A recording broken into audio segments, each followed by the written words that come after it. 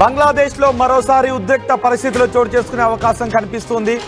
బంగ్లాదేశ్ ప్రస్తుత ఆపద్ధర్మ అధ్యక్షుడిగా ఉన్న యూనస్ రాజీనామా చేయాలని ఆలోచనలో ఉన్నారు. బంగ్లాదేశ్ తాత్కాలిక ప్రభుత్వ అధినేత మహమ్మద్ యూనస్ రాజీనామా చేయాలి అనే ఆలోచనలో ఉన్నారు. మహమ్మద్ యూనస్ షేక్ హసీనా పదవీచ్యుతురాలైన తర్వాత ఆమె ప్రస్తుతం భారతదేశానికి వచ్చి ఇక్కడ తలదాచుకుంటూ ఉన్నారు. ఆ సమయంలో మహమ్మద్ యూనస్ బంగ్లాదేశ్ ప్రభుత్వ పగ్గాలు చేపట్టారు. ఆయనే అధ్యక్షుడిగా కొనసాగుతున్నారు, తాత్కాలిక అధ్యక్షుడిగా. డిసెంబర్ 2025 డిసెంబర్లో ఎన్నికలు నిర్వహించి అక్కడ ప్రజాపాలనను పునరుద్ధరించాలి అని అనుకుంటూ ఉన్నారు. కానీ యూనస్ మాత్రం 2026 వరకు ఎన్నికలని వాయిదా వేయాలి అని అనుకుంటూ ఉన్నారు.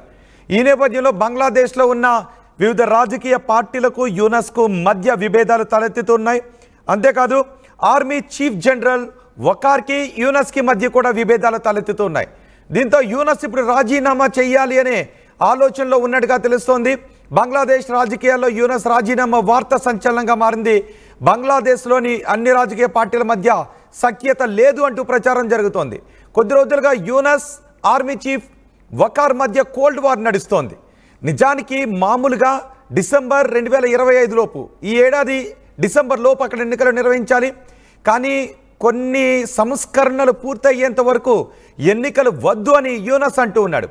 యూనస్ కొన్ని కార్యక్రమాలను మీదేసుకున్నాడు. ఇటీవలి కాలంలో యూనస్ కొన్ని భారత వ్యతిరేక మాటలు కూడా మాట్లాడుతున్నాడు. ఈశాన్య రాష్ట్రాల ఆక్రమణ గురించి కూడా యూనస్ కొన్ని మాటలు మాట్లాడుతూ ఉన్నాడు.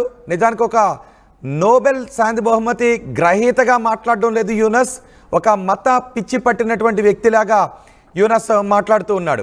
అందుకే భారత భూభాగాన్ని ఆక్రమించుకునే విషయం గురించి కూడా కొన్ని వ్యాఖ్యలు చేసి అబాస్ పాలయ్యాడు ఈ యూనస్. ఇప్పుడు యూనస్ రాజీనామా చేస్తాడు అంటూ పెద్ద ఎత్తున ప్రచారం జరుగుతోంది. గత ఏడాది ఆగస్టులో షేక్ హసీనా ప్రభుత్వం కూలిపోయింది.